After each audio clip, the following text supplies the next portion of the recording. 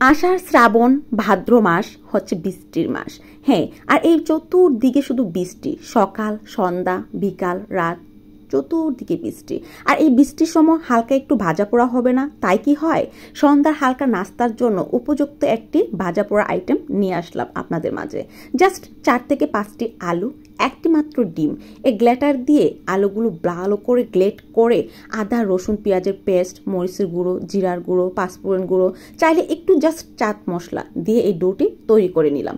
এখন কড়াইতে দিয়ে দিব জাস্ট পরিমাণ মতো একটু তেল, যতটুকু লাগে। এখন এই তেলটা দিয়ে অপেক্ষা করবো গরমের জন্য। গরম হয়ে গেলে যে ডোটা তৈরি করলাম সেটা জাস্ট সাইজ অনুযায়ী একটু একটু করে ডো নিয়ে দিয়ে দেবো সেই গরম তেলে। সাইজটা আপনার তো পছন্দ মতো করতে পারেন, যার যেমন প্রয়োজন সেই শেপে। আমি এরকম করে একটু চেপটা করে দিলাম, তাহলে হবে কি আলু চপের মতো দেখতে লাগবে আর তাড়াতাড়ি ভাজা হয়ে যাবে।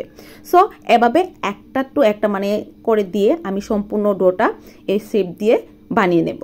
এটা হচ্ছে গরম গরম আলুর পকোড়া রেসিপি, খুবই ইজি আর দুর্দান্ত মজা।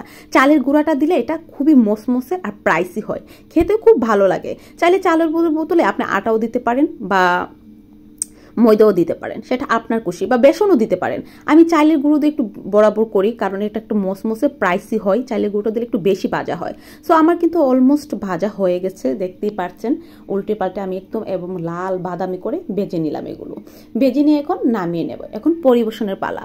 খুবই সুন্দর দেখতে, যেমন কিউট এবং খুবই লোভনীয় লাগছে, খেতেও কিন্তু দুর্দান্ত মজা। যে কাউকে আপনি অনায়াসে এটা খাইয়ে মন জয় করতে পারেন। আর সকাল সন্ধ্যা নাস্তা হিসেবে অবশ্যই খাবারের লিস্টে রাখতে পারেন। বাচ্চাদেরকে ডিম খাওয়ানোর একটা প্রক্রিয়া এই মাধ্যমে সম্পূর্ণ করতে পারেন। ডিম দিয়ে খুবই মচমচে এবং মজাদার প্রাইসি একটা নাস্তা হয়ে গেল। মেহমান আসলে এটা অনায়াসে তাদের সামনে প্রেজেন্ট করা যাবে।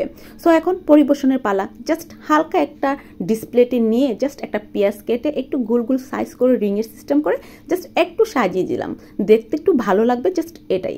সাথে 2টা কাঁচামরিচ আর শুকনো বাজামরিচ হলে তো আরও স্বাদ হবে, বলা বাহিরে। তো এখন রেডি আমার সন্ধ্যার নাস্তা।